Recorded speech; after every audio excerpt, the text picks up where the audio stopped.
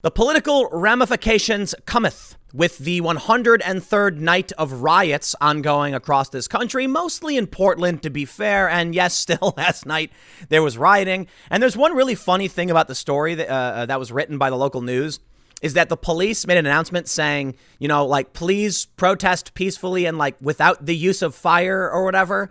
And I thought it was really funny that we've come to a point where the riots have been so violent that we're like, hey, this time don't use the Molotovs. Okay, do your thing, right? It's all been normalized.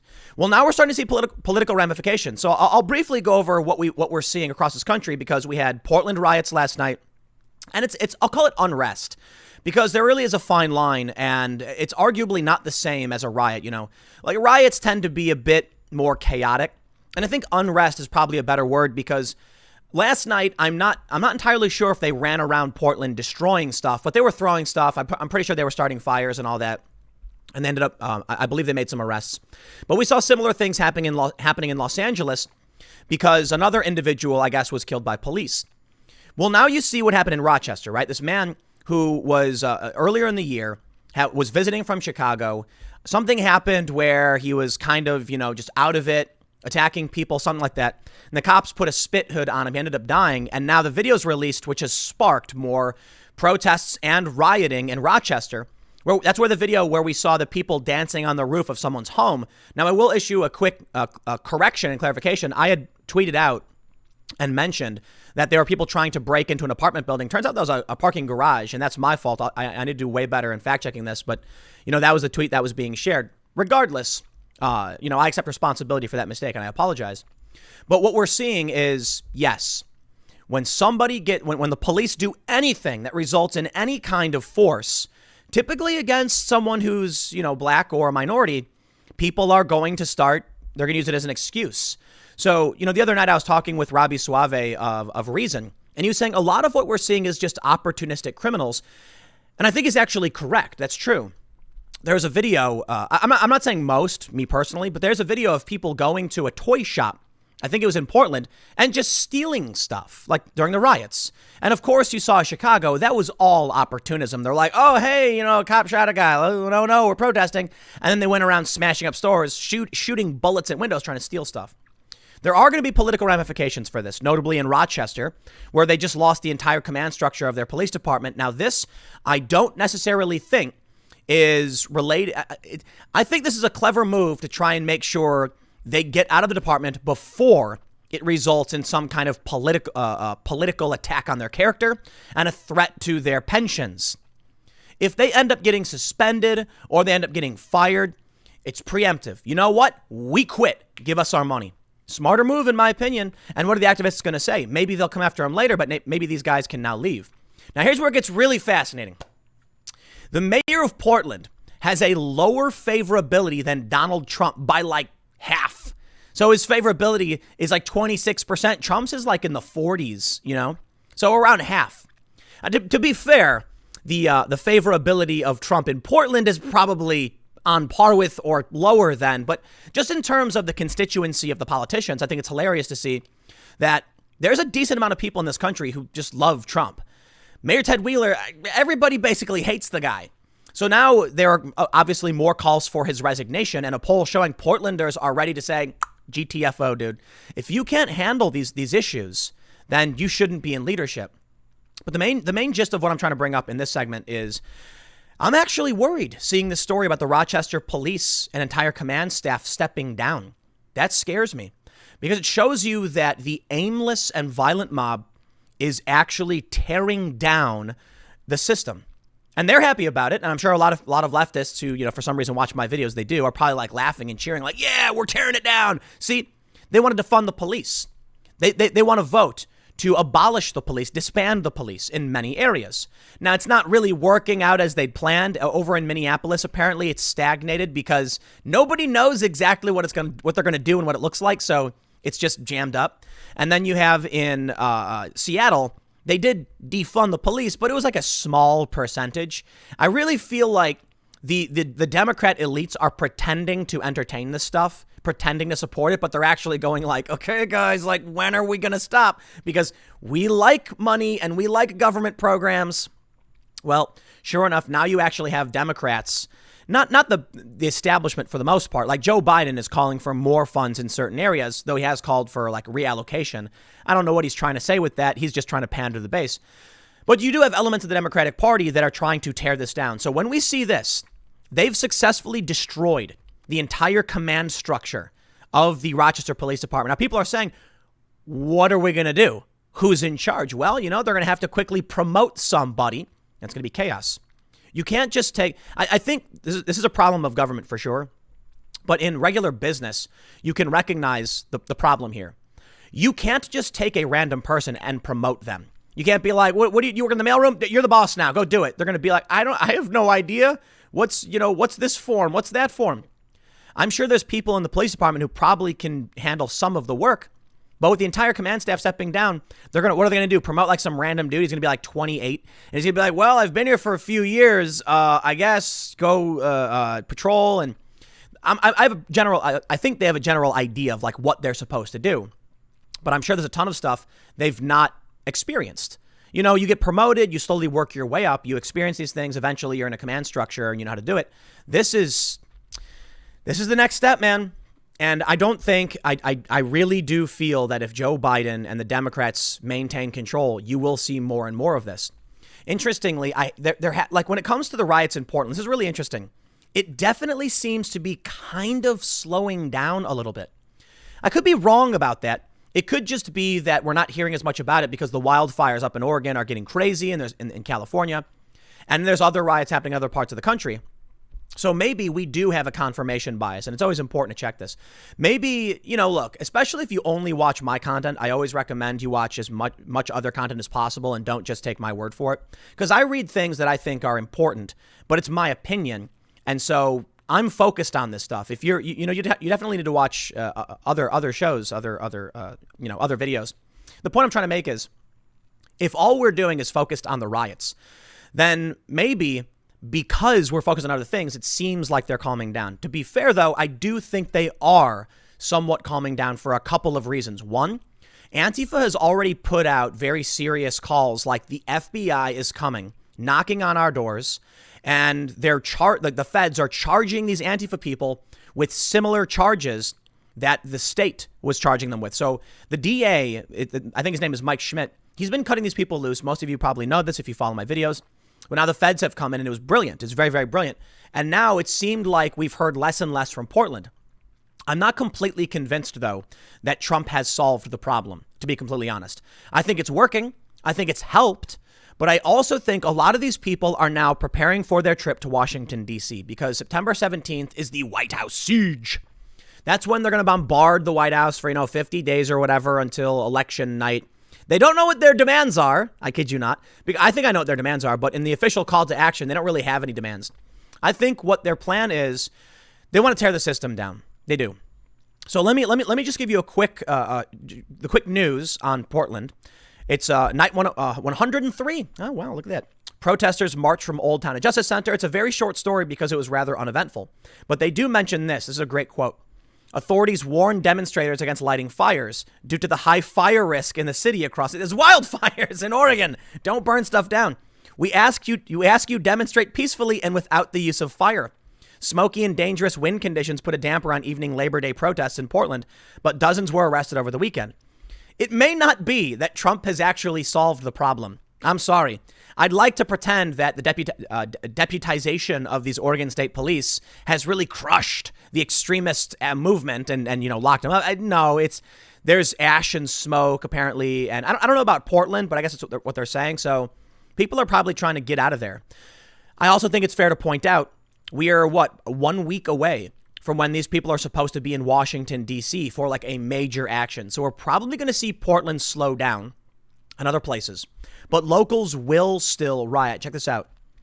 Los Angeles Sheriff's Department arrests numerous anarchists at South LA protest following shooting death of Dijon Kizzee.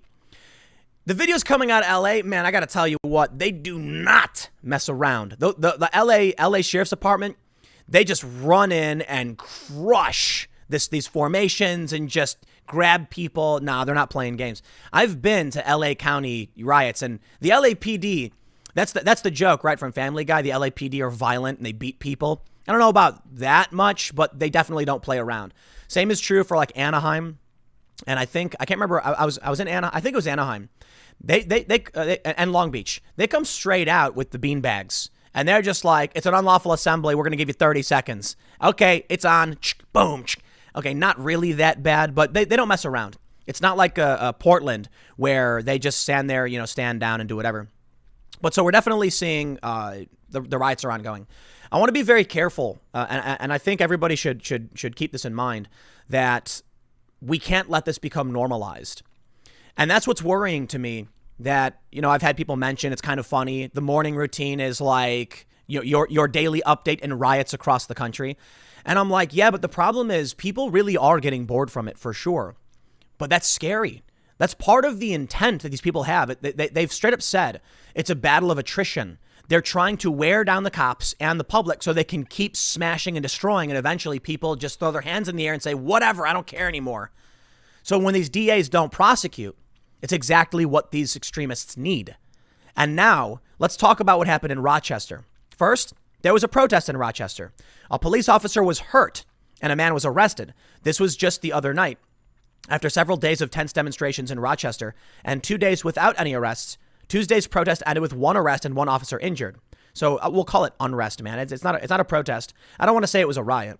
The demonstrations began last Wednesday after the Democrat and Chronicle reported the story of Daniel Prude, who died after being restrained by Rochester Police Department officers in March. All right. I said it a million times. I'm going to say it again. People should not die in police custody. But sometimes these things happen. Right now, what's worrying to me, first, you have this photo where they're painting Black Lives Matter in the street. That is an overt political movement getting preferential treatment and access over these issues that I'm not sure we can actually solve. Now we see the Rochester command structure resigning, and we'll read a little bit of this in a second. But the issue I see is, out of 375 million police interactions per year, there are a small number of accidental deaths and sometimes, bad cops and purposeful deaths. And we definitely got to hold them accountable. But what's the solution? Could you imagine sending in a social worker to deal with a crazed man running around with a knife? You can't. Like, I've had conversations about this. I do think we need some kind of unarmed or like, I don't want to say unarmed, like we need some kind of civil guard, a first responder for certain circumstances that aren't armed with guns. Maybe only a taser and a baton or something. And their job is specifically to respond to only non-violent situations. Meaning, if you've got a homeless person sitting in the middle of the road and they're not violent or anything, we can send out civil guard. When it comes to low-level, interactions and infractions, you have the civil guard. It is tough because there's a reason why we give cops guns, because there are bad people. And sometimes cops get calls where it's like, a man won't leave the front of my building, and the cop's like, okay, it's a non-violent. We're going to tell him to, pass, to leave. And they show up and the dude is armed. What do you do? That's the problem. So I think my answer to all of this is more funding and special training and potentially a special unit that still has weapons, but maybe doesn't have guns. I'm not sure if that's the answer, though, to be completely honest, because what would happen if, like I just mentioned, you get a call that's seemingly nonviolent and it turns violent? That's why cops have weapons. So there's a challenge here, man. I've seen videos where cops are absolutely, overzealous, to say the least, where they panic and they draw their weapon. And I think the guy's name was Philando Castile. Legal gun owner got pulled over. Cop panicked when he said he had a weapon, and the cop was like, don't pull it out. And he's like, I'm not. And the cop shot him several times. So we do have these bad moments. And I do not believe it is acceptable just to say, when a cop gets scared, well, he was feared for his life, so we're not going to hold him accountable. No, I can understand that, but the system definitely needs to be held accountable to some degree because we can't have these circumstances. Now, let me read you a little bit about what happened with Rochester police. And I got to admit, I kind of ranted a lot on this one. We got a lot to go through. NBC reports, the chief and entire command staff of the police department in Rochester, New York, resigned on Tuesday, among other department changes, as outrage continued over the death of Daniel Prude. Chief LaRon Singletary announced that he would be retiring after 20 years on the force, according to a news release from the department. Singletary said the events of the past week are an attempt to destroy my character and integrity. By describing his departure as a retirement and filing his retirement papers, the chief and the other officers will be able to draw on their pensions and health benefits. The members of the Rochester Police Department and the greater Rochester community know my reputation and know what I stand for, Singleton, 40, said in his resignation letter. The mischaracterization and the politicization of the actions that I took after being informed of Mr. Pruitt's death is not based on facts and is not what I stand for. Deputy Chief Joseph Morabito and Commander Fabian Rivera also announced their retirements Tuesday. Two other high-ranking officials, Deputy Chief Mark Simmons and Commander Henry Favor, returned to a lower ranking of lieutenant. Mayor Lovely Warren said during a city council briefing Tuesday that the entire Rochester Police Command staff has retired. Wow! And that there may be a number of others that will decide to leave as well. You know what? Good for them. I mean it. You gotta take care of yourself, man. And they're coming to destroy your life, and they don't care about what's true, and they're gonna mischaracterize everything you've done. Take your pension, take your benefits, and go. And you know what? The city will have to deal with this. If the community won't support police, and if they keep coming out and saying, no, we support the protests, then by all means, take a walk. Maybe people will then realize why they do need police. Or to be fair, maybe it is this rainbow utopia. When the cops all resigned, all of a sudden, everyone come out and they start dancing and they're singing under a rainbow and there's no crime anywhere. And that literally makes no sense. It's not going to happen. It's going to get worse because no one's going to be able to stop these people. That's why we have the riots in the first place. In Chicago, for instance, when the looting broke out, it's because many of these people know the police are overwhelmed and they can't do anything about it. It's unfortunate, man, but there are people who seek to exploit the system for personal gain. And they'll pretend to support these protests to get it. Now, of course, the political actors are cheering this on. They've effectively disbanded the police, or they've gotten halfway to it by destroying the command structure through lies, smears, and the city supported it. I cannot believe how many cities have allowed people to paint Black Lives Matter in the streets.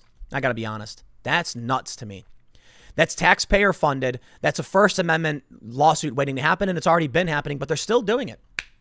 So we've already seen some people sue saying they want MAGA painted in the streets. Well, you're losing your cops. And it seems like first and foremost, I want to point out the police chief's a black man. Now I got to say I'm a little offended by this. You know why? I do want police reform. I do lean left on many of these issues. And I think there are good things about diversity in certain institutions. I'm not saying I think we should hire based on race. No, absolutely not. But I like the idea that you're not going to use race as the basis of these accusations. But now they're actually targeting police chiefs who have fought and become, the highest ranking officer in their town who are minorities. They targeted Carmen Best. I think her name was in Seattle. She was the first black female police chief. Gone, retiring, resigning. And now they're going after this guy. These people are avowed racists. No joke. And it bums me out when I see that there are many people who just agree with these white progressives who tell you they are racist and then try and get this dude fired. Stop and think for a minute, man. You've got a group of overwhelmingly white individuals targeting black city employees like Carmen Best, like this guy Laron. I don't know his last name. Chief Laron. We'll call it Singletary. There you go. Man, that's messed up. That's all kinds of messed up. Ultimately, I don't think, for me, I don't weigh it as the biggest factor.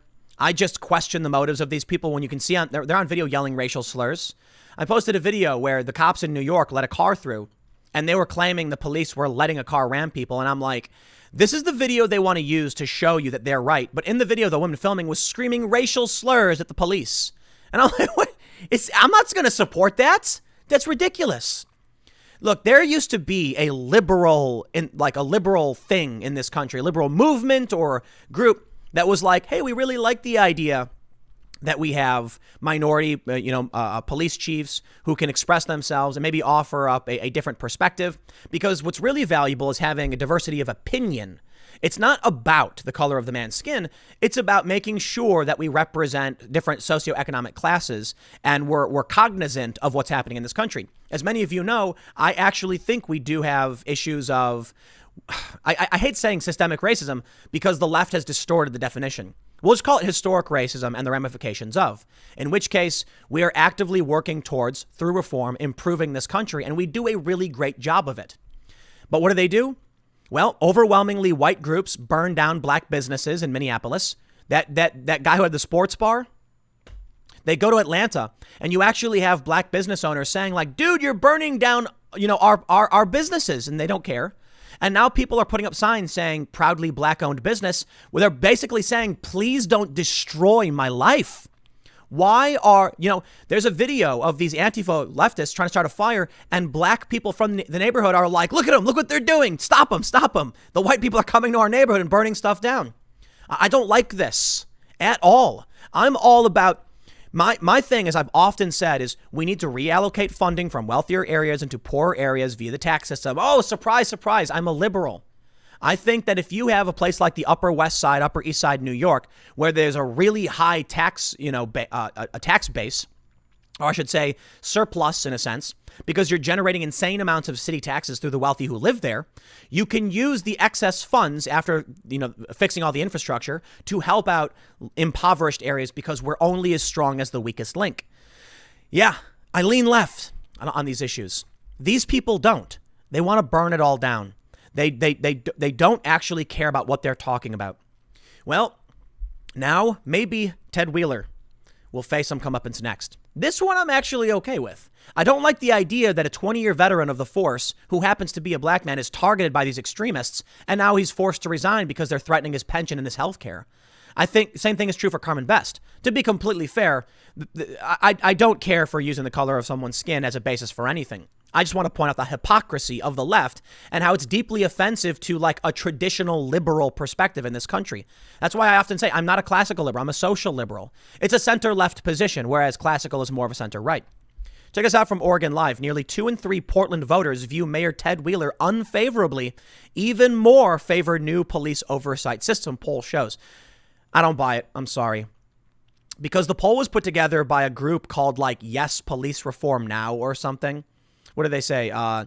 They do support Black Lives Matter, but the poll was commissioned and paid for by Yes for Real Community Oversight of Police, a political action committee set up to advocate for the ballot measure and conducted by California-based FM3 Research. Oh, man, I want to believe it, but I don't. You mean to tell me that after all these nights of rioting and burning everything down, everyone in Portland's like, we love what they're doing. It's the police's fault. No. Come on. Maybe many of them, but these numbers are a bit high. Now, I do agree that 63% view Ted Wheeler unfavorably. I'm surprised it's not higher, because the right and the left want the dude to resign. The left comes out saying resign, and so does the right. And you know what? I agree. The dude needs to get out of there. He's terrible at what he does. But you know what? We'll see how things play out. Will he resign? Probably not. But here's where it gets scary. The woman running against him is an avowed Antifa. Like, she straight up says it. So Portland, you do your thing, man. But I'll tell you this to everybody else. I believe the polarization is we can't bridge that divide. Like, how do you function when you have an avowed Antifa running for mayor? And if she wins, you also have the president of the U.S. saying Antifa are terrorists, and then their actions are investigated as domestic terrorism. Yeah, that sounds like we're headed towards a cliff. If not, we've already gone over it. It's hard to know, man. I know I've been very bullish on the idea of some kind of civil war. I definitely think you can say we're in a cold civil war for one reason. We have many states upending our electoral process so they can win federal power. And that's the general idea of a civil war, is two factions fighting over control of one government. Or, there's various definitions. The point is, I think we are seeing the first stage. We are absolutely in a cold civil war. The fact that they want to change the voting system is insane to me, and the Republicans don't. They're fighting. It's all about winning no matter what. But I'll tell you this. If Ted Wheeler does resign, with tensions as already bad as they are, it seems to me like there's no way to solve that problem. When you have avowed Antifa district attorneys and mayors, and the left in this country are being indoctrinated by books written by avowed white supremacists, I don't know what to tell you, man. Maybe that's why they're chasing out these police chiefs who happen to be people of color. Because I'll ask you, man, how many other chiefs have resigned? So far, it's what? The two chiefs who have resigned are black people. I don't trust them. I think they're racist. They say they're racist. They tell us. They're screaming it. So maybe we need to stop listening to them. We'll see how things play out. I got another segment coming up for you at 1 p.m. Thanks for hanging out, and I will see you all then.